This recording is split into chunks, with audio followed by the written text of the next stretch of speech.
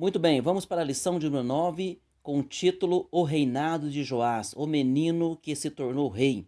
Texto áureo se encontra em Provérbios capítulo 3, do verso 3 ao 4, e diz: Não te desamparem a benignidade e a fidelidade, ata-as ao teu pescoço, escreve-as na tábua do teu coração, e acharás graça e bom entendimento aos olhos de Deus e dos homens. Verdade prática? Para ter uma vida de constante comunhão com Deus, é necessário abandonar todo tipo de idolatria e confiar nele, confiar em Deus, né, inteiramente. Então nós vamos ver que é muito interessante essa história, como que esse menino foi bem sucedido enquanto seguia os bons conselhos, né, vindo da palavra de Deus. A leitura bíblica em classe se encontra segundo Reis, capítulo de número 11, versículo 1 ao 3, capítulo 12, versículo 1 ao 5 e os versículos 17 ao 21. O objetivo geral desta lição é afirmar que o pecado leva o homem à ruína. Então, através desta história, nós vamos ver que enquanto seguia a palavra de Deus, foi bem sucedido, independente da idade. Mas depois que seguiu os maus conselhos, né, caiu em ruína, então, este rei, que começou a reinar com 7 anos de idade, o rei Joás. A introdução diz: com apenas 7 anos de idade, Joás começou a reinar. Como era muito jovem, recebeu orientações e conselhos do sacerdote Joiada.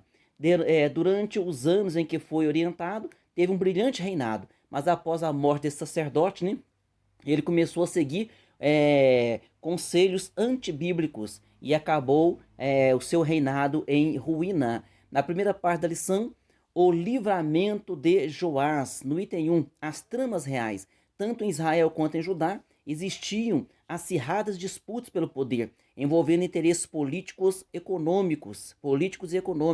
A Casa Real de Judá havia se aparentado com a Casa Real de Israel, através de Atalia.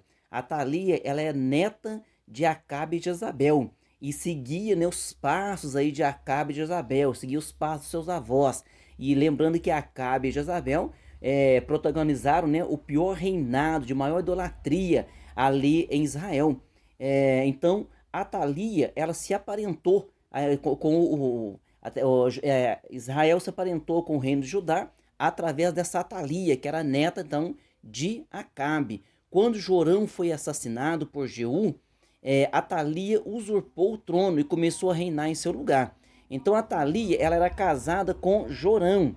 Então Atalia era casada com Jorão, filho do rei Josafá.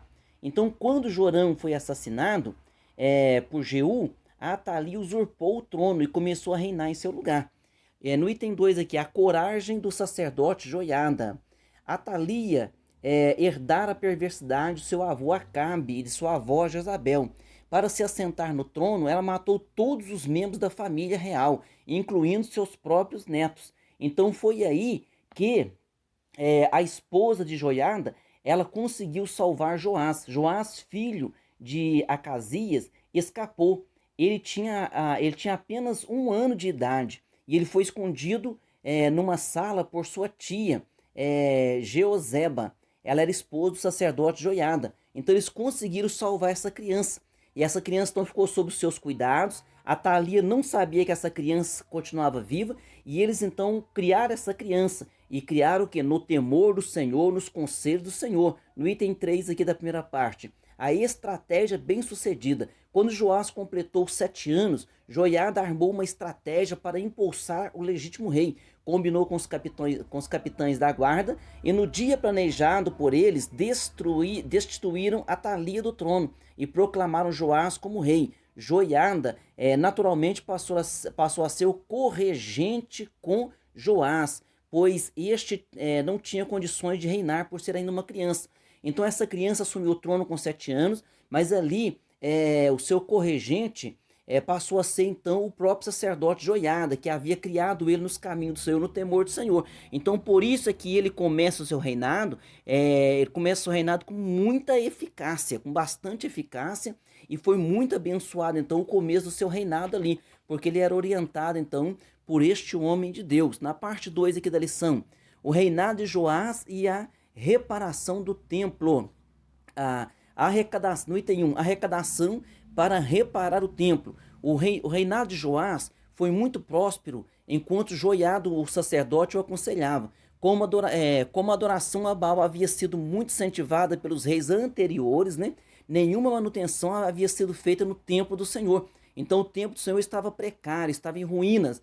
Então agora este menino que começa a reinar, através aqui da orientação do sacerdote, ele então incentiva essa reforma, essa restauração ali no templo. No item 2 aqui é destacada a fidelidade dos tesoureiros.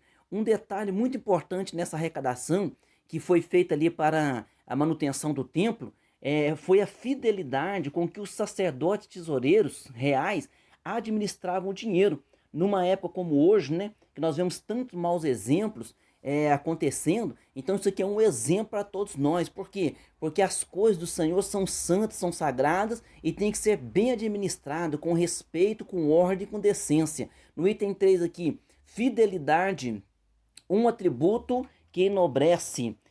Não importa a quantia que está sendo administrada, Deus jamais se agradará de qualquer subtração de valores financeiros ou vantagens pessoais. Por isso que então está no nosso textuário aí, né? Não te desamparem a benignidade e a fidelidade, ata-as ao teu pescoço, escreve-as na tábua do teu coração e acharás graça e bom entendimento aos olhos de Deus e dos homens. Então, que tem que haver esse compromisso, essa boa administração, não somente, né, para com os olhares dos homens, mas também porque Deus está contemplando, né, e Deus vê a nossa fidelidade. Então é uma obrigação de todo homem ter essa honestidade e trabalhar com honestidade, seja em qualquer área, principalmente na área financeira e eclesiástica.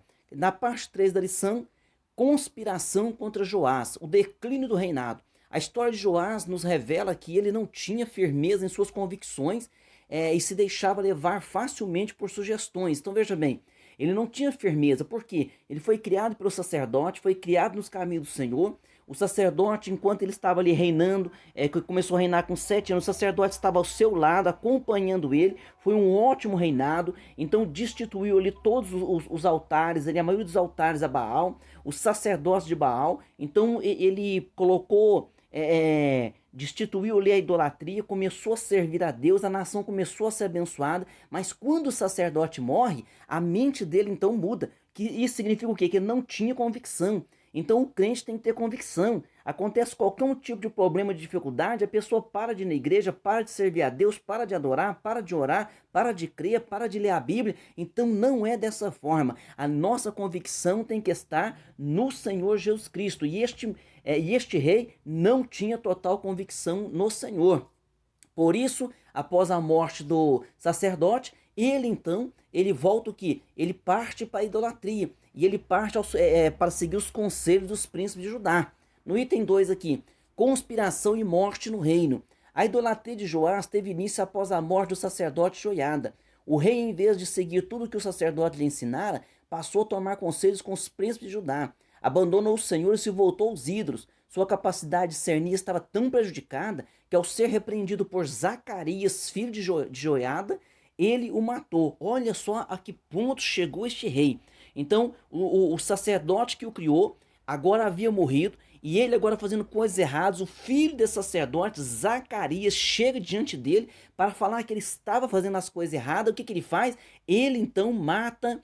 Agora vem o juízo de Deus sobre este homem, né? O juízo de Deus veio até Joás através do exército sírio que pelejou contra ele. Após a batalha, ferido, os próprios servos de Joás conspiraram contra ele e o mataram na sua cama.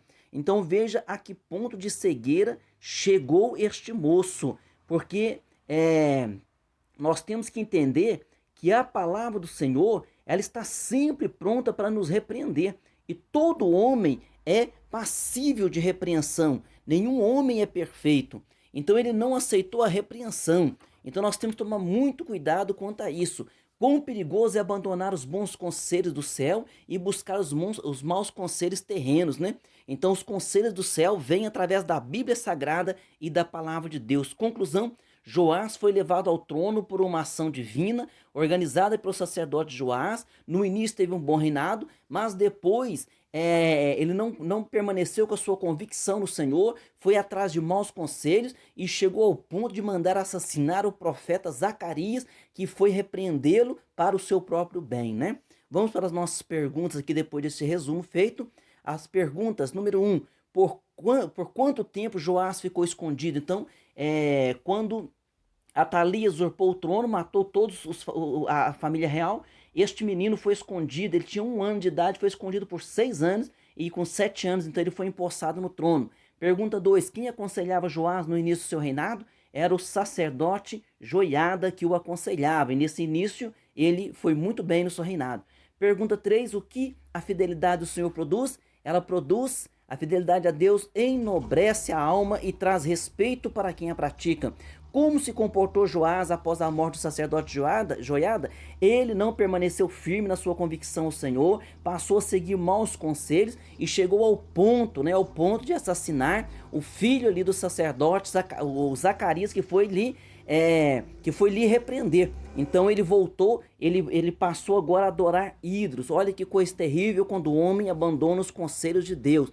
Pergunta 5, qual foi a consequência da desobediência de Joás? Seu reino entrou em decadência e ele acabou assassinado por seus próprios servos. Então, esta passagem aqui que aconteceu com Joás serve de exemplo para nós, né? Então, não importa a idade, a pessoa tem capacidade de servir a Deus, de fazer um bom trabalho, e também, se não tiver firmeza no Senhor, nós vamos atrás de conselhos ruins, e esses conselhos ruins nos levará à ruína. Então, olha como que foi arruinado o reinado de Joás. O reinado começou com 7 anos de idade, foi bem, mas depois acabou-se